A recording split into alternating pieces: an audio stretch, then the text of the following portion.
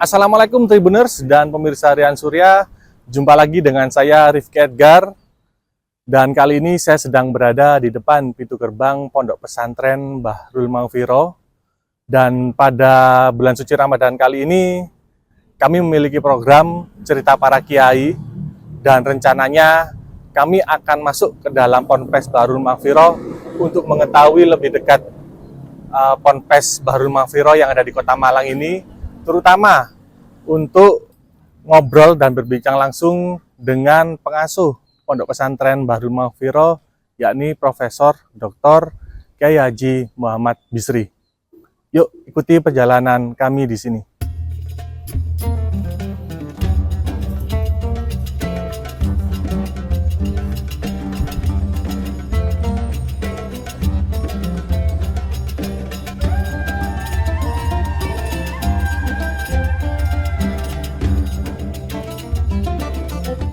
Assalamualaikum Tribuners dan pemirsa Rian Surya.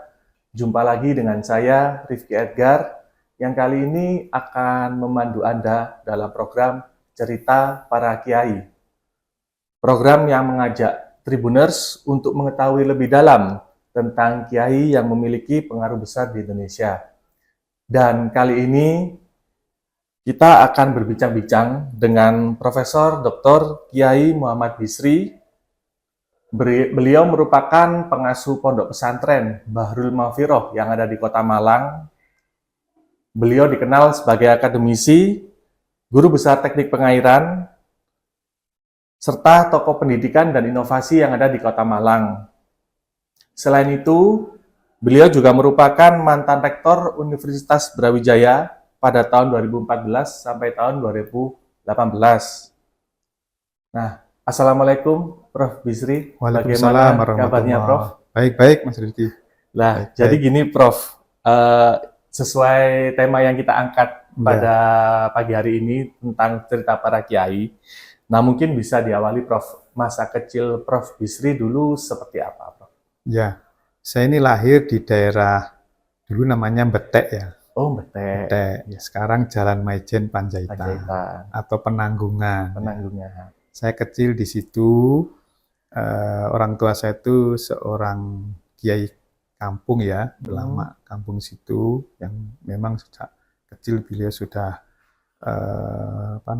membimbing masyarakat dan seterusnya. Kemudian saya kecil itu kan saudara saya itu ada 9, jadi totalnya 10. Tapi saya ini sejak kecil saya tidak tahu diminta abah saya itu sekolah di agama. Oh, gitu. Sehingga saya SD itu dulu namanya SD Latihan 3 PGAN Jalan Bandung. Oh, di Jalan Bandung. Yang sekarang berubah jadi MIN, Madrasah Ibtidaiyah. Dulu itu sekolah saya. Jadi saya di PGA. Sampai PGA SD selesai sampai setara SMA, dulu namanya PGA 6 tahun. 4 tahun sama 2 tahun, bukan 3-3. 4 tahun terus 2 tahun, jadi 6 tahun sampai selesai SMA. Dulu saya memang diminta oleh abah saya untuk melanjutkan ke UIN. Tapi saya PGA yang 6 tahun tadi, yang setara SMP itu, saya kelas 3 PGA. Itu dibully sama teman-teman. Karena saya ini hobinya olahraga, main bola kan. Zaman dulu kan olahraganya anak muda kan main bola. Saya ikut main bola di klub Indonesia Muda, masih waktu IM ya Prof? IM. Nah, terus dibully sama teman-teman banyak di kampung. Sekolah PGA katik dadi mudin ta. Jadi dulu tuh saya diolok-olok sama teman-teman. Akhirnya nggak kuat saya. Pindah ke SMA. Tanpa sepengetahuan orang tua saya dulu itu. Saya pindahkan dulu sekolah masih muda ya, tahun 70-an kan masih. Saya pindah ke SMA NU namanya. Sekarang Salahuddin. Oh, Salahuddin. Nah, dulu namanya kan SMA NU. SMA NU. Dari PGA kelas 3, saya ujian persamaan dulu, baru pindah ke SMA NU, terus berubah menjadi SMA Salahuddin. Nah, jadi kelihatannya bahasa itu ingin saya jadi orang ahli agama. Tapi saya ini melengkor aja. Jadi saya kecilnya sampai SMA, terus baru kuliah. Kuliah mulai tahun 79 saya masuk ke teknik. Saya teknik, kenapa? Saya sebenarnya suka di manajemen ekonomi. Tapi waktu itu di UB belum negeri 100% kalau nggak salah. Saya masuknya masih berdasarkan ranking sumbangan. Saya masuk ke manajemen Fakultas Ekonomi. Karena orang tua saya kiai kampung nggak kalah sama ranking yang bayar tinggi-tinggi. Kami nggak lulus, saya kuliah ke Widya Agama ngambil ekonomi, manajemen, karena saya suka manajemen. Terus tahun berikutnya saya nyoba kembali ke UB, cari jurusan yang sepi. Golek ketemu teknik pengairan, saya juga ngerti ini apa itu. Daftar aja karena cari yang sepi peminatnya. Akhirnya keterima sendiri, jadi selanjutnya terus kuliah di teknik pengairan. Setelah itu saya tahun 96, saya ada teman saya pingin buat pondok pesantren. Nah, pondok pesantren ini, waktu itu saya matur ke abah saya, ada teman ngajak buat pondok pesantren. Ya wis, gawe wong kayak kebaikan. Buatlah saya di sini beli tanah. Sama jamaahnya abah saya, 500 meter. Tahun berapa waktu itu? Tahun 96. Notarisnya saya masih ingat di Notaris Rudianto. Namanya Yayasan Al-Ma'rifat. Al-Ma'rifat. Nah, setelah itu berdiri sampai tahun 98 baru saya bangun satu. Itu ada sejarahnya itu, ada satu lokal yang hari ini itu masih ada. Tahun 98 saya bangun. Selesai, terus adik saya ini kan alumni dari Tebuireng. Saya kan bukan lulusan pesantren. Terus adik saya minta, Mas tak kelolani ya pondok ya wis gak apa-apa, saya matur apa, ya wis kelola. Nah, dikelola adik saya. Dirubah namanya Pondok Pesantren Bahrul Mafiroh. Saya balik ke kampus, balik jadi akademisi. Balik ke kampus. Terus baru tahun 8 terus perjalanan saya jadi dosen muda, jadi doktor, profesor, terus saya jadi dekan Fakultas Teknik tahun 2013. Jadi dekan. Sebelumnya jadi ketua jurusan, jadi sekretaris jurusan lah. Bertahap. Terus saya jadi dekan 2013-2014. Dalam proses dekan ini saya diminta teman-teman nyalonkan rektor UB. Rektor UB akhirnya ya saya sebenarnya terpaksa aja nyalonkanlah jadi rektor. Menang. Terpilih. Tahun 2014 jadilah saya rektor Universitas Brawijaya sampai 2018. Tahun 2017 adik saya Sedo Gus Lukman yang semula lahannya ini hanya 500 dikelola beliau sampai hampir 4 hektar, 3,8 hektar dikelola beliau. Tapi modelnya model salah bener. Betul akhirat tok istilahnya. Pokoknya anak-anak ngaji, puasa, riyadhah itu. 2017 itu beliau sedo, tidak punya putra. Nah, saya masih rektor. Nah, pengurus ke rumah minta supaya saya yang melanjutkan, mengelola kembali. Sebenarnya kan saya yang ngelola awal. Ngelola kembali. Kemudian adik saya memang sebelum meninggal itu sebulan sebelumnya itu saya diajak keliling sini. Padahal selama ini saya tidak pernah ke pondok kalau nggak ada undangan penting. Memang saya sengaja supaya tidak ada 2 pimpinan. Nanti kalau saya sering ke sini, pengurusnya bingung, zamannya bingung, sing dadian sapa iki. Nah, saya memang sengaja tidak mau ikut-ikut. Baru 2017 sebelum Gus Lukman Sedo itu saya diajak pondok ini keliling. Saya lihat besar sekali. Nah, tapi bangunannya nggak seperti ini kan, masih yang bangunan kuno. Pendidikannya juga masih pendidikan ya. Akhirnya beliau bilang, Mas, habis ini bantu saya untuk ngelola pondok. Saya bilang, saya masih rektor, nggak mungkin. Ya setelah rektor tak bantu. Pokoknya ngotot saya suruh bantu. Nanti nek sore saya dibuatkan ruang sama beliau. Di belakang sana, tak kena ruang Mas, sama cek ngantor nanti. Bukan di sini ya, Prof? Bukan di sini, ini kan baru kali. Masih baru. Yang di bangunannya adik saya. Setelah itu sebulan beliau sedo. Jadi itulah seperti wasiat ini. Pesan gitu, Prof. Pesan bahwa saya kelihatannya suruh ngelola ini melanjutkan beliau ya. Akhirnya ya karena pengurus juga minta saya, akhirnya ya sudahlah saya kelolanya ini supaya nanti bisa mungkin lebih bisa berubah karena saya punya bekal akademisi, bekal birokrasi, bekal agama sejak kecil. Ya ini kan memang suka hobi belajar ilmu agama.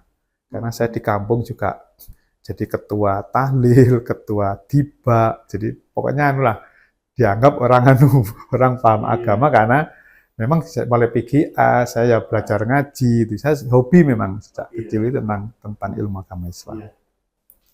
Menarik sekali nih Prof, cerita Prof mulai kecil sampai akhirnya menjadi rektor hingga akhirnya menjadi pengasuh Ponpes Al-Mahfirah nih Prof. Nah Prof, kembali lagi ke masa kecil waktu itu. Siapa sih Prof yang membantu Prof untuk membentuk karakter atau cara pandang pemikiran Prof waktu kecil itu siapa Prof? Karena Prof kan juga memiliki hobi yang unik juga Prof ya? Iya, olahraga. Itu siapa, Prof? Jadi gini, kalau olahraga itu dipengaruhi lingkungan. Kebetulan olahraga di lingkungan tempat saya tinggal itu hobinya main bola, voli. Malang itu mesti voli bola itu, mana-mana bola, basket belum populer seperti itu ya. Itu sehingga saya ya dua kalau sore mesti main bola tiap hari itu. Tapi saya malam ngaji, saya memang dari abah saya. Jadi saya dibentuk karakternya tentang Islam itu dari abah saya. Saya juga ngaji ke abah saya. Ya, jadi saya ngaji tentang ilmu ilmu akidah gitu. Kalau saya ngaji Quran itu kan ada musola di tempat saya dekat musola, jadi saya ngaji Quran. Jadi kalau malam saya pasti kegiatannya agama. Kalau pagi sekolah, sore itu mesti olahraga. Kalau nggak bal-balan main voli, itu rutinitas saya. Sehingga karakter itu terbentuk olahraga karena lingkungan. Apalagi sekolahnya saya di SMA Salahuddin dulu juga olahraga yang paling menonjol kan dominan, terutama main bola. Nah, terus di rumah saya karakternya agama dibentuk oleh orang tua saya. Nah, ini juga menarik loh, Prof. Kan Prof juga menjadi seorang rektor waktu itu ya, terus juga mengasuh Ponpes. Nah, Prof, dalam membentuk cara pandang jenengan untuk membangun atau mengelola pesantren ini seperti apa, Prof? Waktu itu? Ya, jadi saya waktu itu sudah melihat adik saya mengelola pesantren. Ya, tapi saya nggak ikut-ikut karena saya nggak mau mempengaruhi pemikiran beliau. Begitu saya jadi tahun 2017, saya ini sudah mulai kesini lihat-lihat. Nah, ini dulu nggak ada ruangan ini, jadi masih sepi, masih kosong. Saya lihat, karena saya masih rektor, masih repot.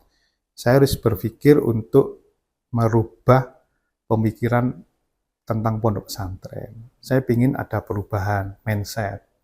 Karena awalnya adik saya itu, santrinya itu diambil dari mana-mana dan gratis.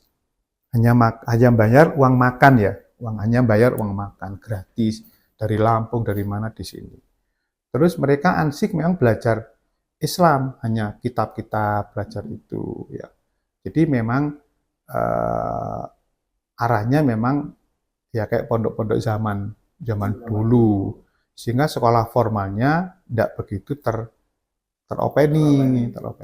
Saya terus masuk, saya bilang kan dulu itu anak-anak juga nakal-nakal yang mondok di sini. Jadi mungkin terpengaruh oleh pondok-pondok zaman dulu bahwa justru pondok itu tempat pendidikan anak-anak nakal. Ya, di situ seperti itu jadi kiai kan itu.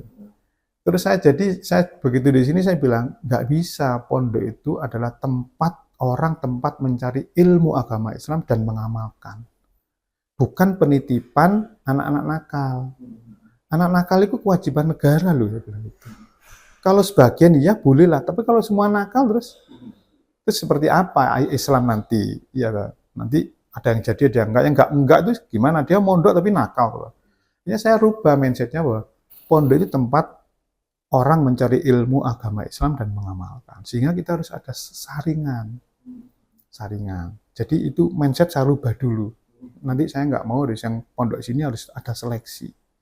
Nah, terus kedua tentang pondok ini, saya bilang pondok ini juga harus mengakomodasi orang ilmu-ilmu yang bersifat praktis untuk bekal dunia, ilmu kauniyah, tidak hanya ilmu syariah.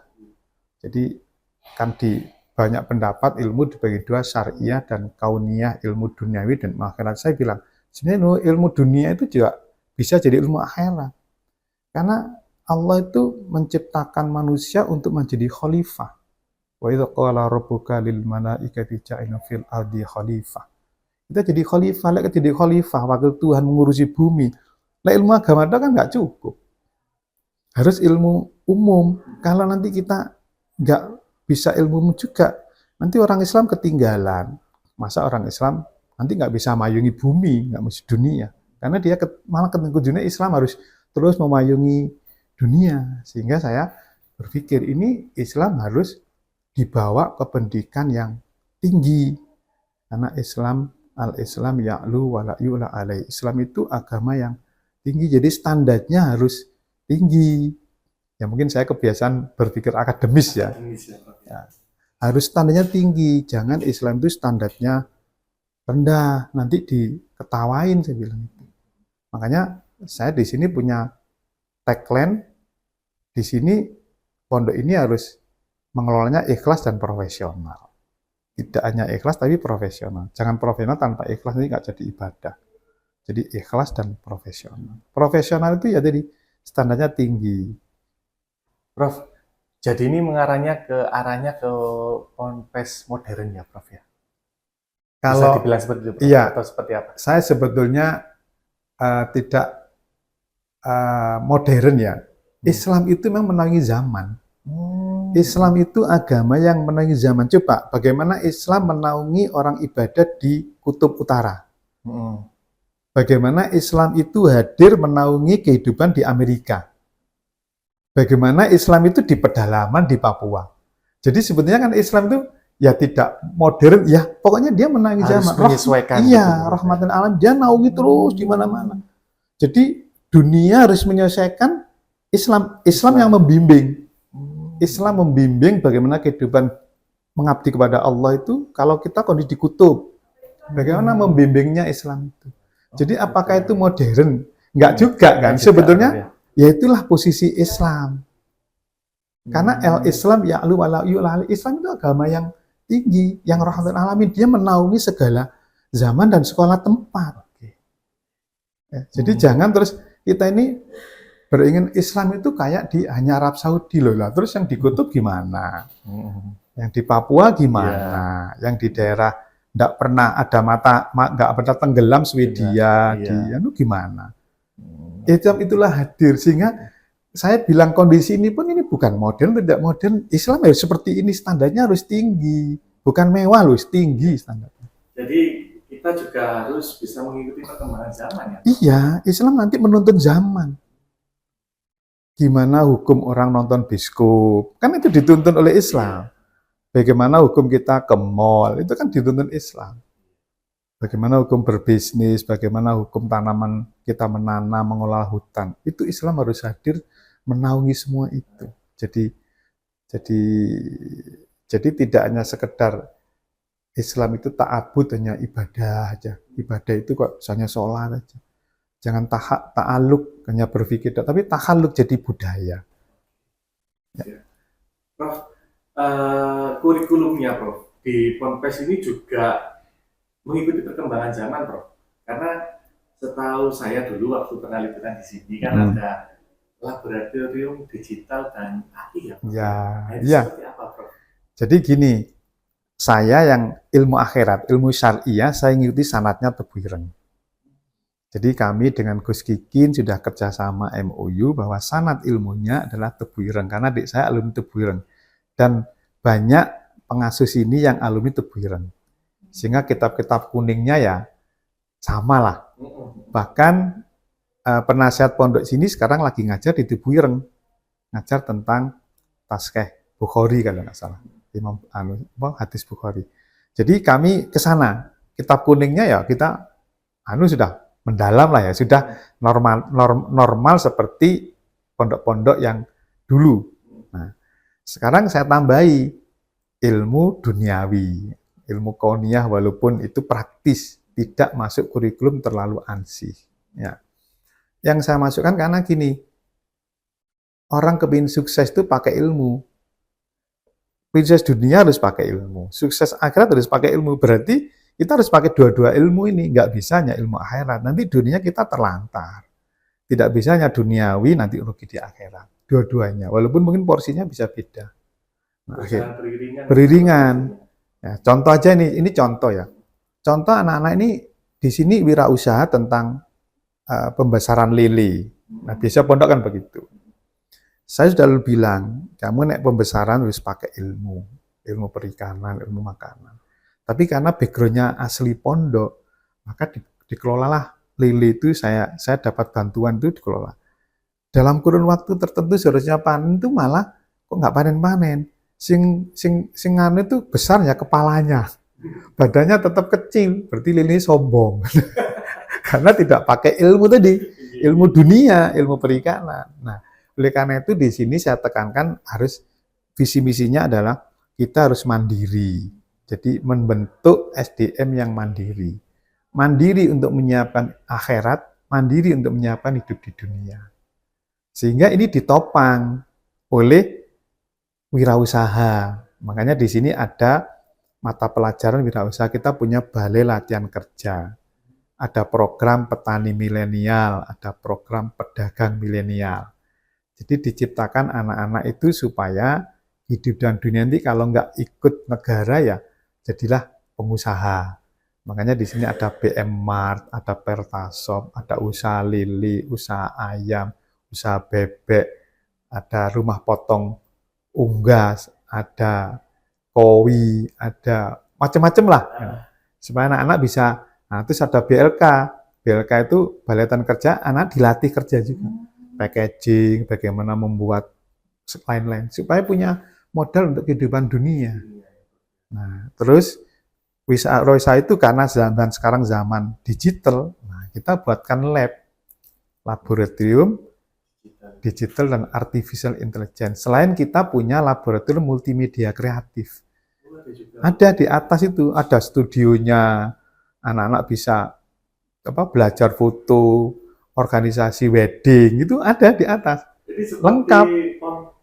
Rasa kampus ya, Pak? Iya, memang saya ingin mengkombinasi antara din dan sains. Walaupun sains adalah bagian dari adin. Jadi saya ingin semasa ini adalah karena kalau kita mau sukses dunia tanpa sains tidak mungkin. Maka saya ingin kehidupan kita ya kayak sukses di dunia, sukses di akhirat. Saya yang orang gini bisa jadi rektor. Itu kan tanda petik orang memandang saya sukses di dunia. Memandangnya ya, kalau saya kan biasa aja, itulah tugas manusia memang ya. Jadi saya ingin dua itulah nanti hasil dari output ini mandiri di dunia maupun akhirat. Ini juga menarik, Prof ya, artinya kita juga harus berjalan beriringan. Nah, sekarang gini, Prof, mungkin bagaimana sih, Prof, menjaga agar santri ini tetap kuat secara spiritual di tengah perkembangan zaman?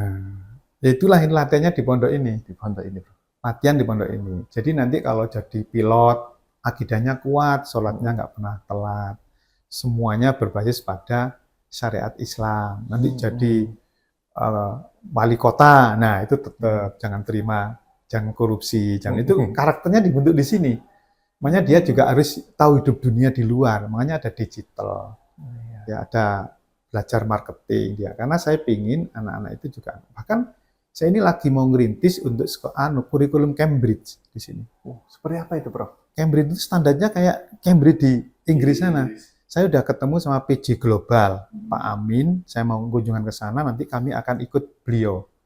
Metode pembelajaran Cambridge-nya. Bahasa Inggris, nanti suatu saat saya ingin di sini bahasa Arab. Jadi dua-duanya akan saya anukan, terutama bahasa ini sudah kita rintis untuk SD. Cambridge-nya ya. Mungkin insya Allah tahun depan sudah buka untuk kelas Cambridge. Kalau nanti berjalan, SMP-nya juga saya buka kelas Cambridge. Jadi saya ingin tadi sains dan din mau saya kombinasikan di pondok ini. Menarik sekali ya Tribuners ya, terkait apa yang sudah disampaikan oleh Prof. Bisri ini, Prof. Nah, Prof, mungkin Prof, kalau kita berbicara masa depan, Prof ya, menurut jenengan harus seperti apa sih pesantren-pesantren di Indonesia ini, Prof? Seharusnya pesantren ini harus harus menjadi tempat pengembelengan ilmu akhirat dan sebagian ilmu dunia dalam rangka pembaharuan pemikiran Islam. Seperti Imam Ghazali, seperti banyak Al-Jabar, itu kan akidahnya kuat, tapi dia penuh-penuh ilmu pengetahuan yang luar biasa. Kalau Islam mau berjaya, Islam itu ya'lu walayula alaih, di atas. Kombinasi itulah diperlukan di era sekarang. Jadi di era sekarang diperlukan kombinasi antara sains dan din. Kalau itu jadi, karena makalah Imam Syafi'i jelas, man arada dunya fa'ali bil ilmi, wa man arada al-akhirah fa'ali bil ilmi, wa man arada huma fa'ali bil ilmi. Semua pakai ilmu. Sains berarti. Saat Islam itu kan di Quran banyak sains juga. Tentang hujan, sains. Semuanya ada lengkap. Makanya mestinya kita sains dan adin bergandengan terus gini. Supaya kita bisa menemukan sesuatu. Saya kan menemukan sumur injeksi. Nah, itu kan satu inovasi sains ya, yang dan itu manfaat. Banyak loh inovasinya. Iya, sekarang COVID juga ada bilik ya. Terus saya sekarang yang terbaru SDBSI. Saluran drenase berbasis sumur injeksi sudah keluar hakinya tahun 2025 November kemarin. Jadi saya memang menggabungkan sains dan din supaya posisi kita tuh jadi tinggi. Jangan Islam dianggap jadul nanti. Islam agama eksklusif, tidak inklusif. Islam harus memayungi semua zaman. Kita jangan alergi terhadap zaman sekarang. Justru kita payungi. Dibutuhkan sains. Baik. Prof, mungkin terakhir Prof, mungkin ada pesan, doa. Saya berpesan kepada para santri, jangan lelah untuk belajar ilmu agama Islam dan juga ilmu dunia. Gabungkan dua-dua ilmu itu supaya kita kalau berdoa Rabbana atina fid dunya hasanah wa fil akhirati hasanah wa qina adzabannar. Kita berbahagia hasanah di dunia dan di akhirat. Kita berdoa dua-duanya, tapi kita tidak pernah juga belajar sains. Nanti akhirnya kita seakan-akan keterbelakang di dunia ini orang Islam. Padahal Islam harus di depan, memimpin bangsa, memimpin negara, dan memimpin kebudayaan yang berdasarkan pada syarat Islam yang kuat. Apa yang disampaikan oleh Prof. Bisri ini bisa menjadi suri tauladan dan juga manfaat bagi para masyarakat dan tribuners dimanapun berada. Saya Rifki Edgar, pamit undur diri. Wassalamualaikum warahmatullahi wabarakatuh. So, makasih. Iya, sama-sama. Download Tribun X sekarang. Menghadirkan lokal menjadi Indonesia.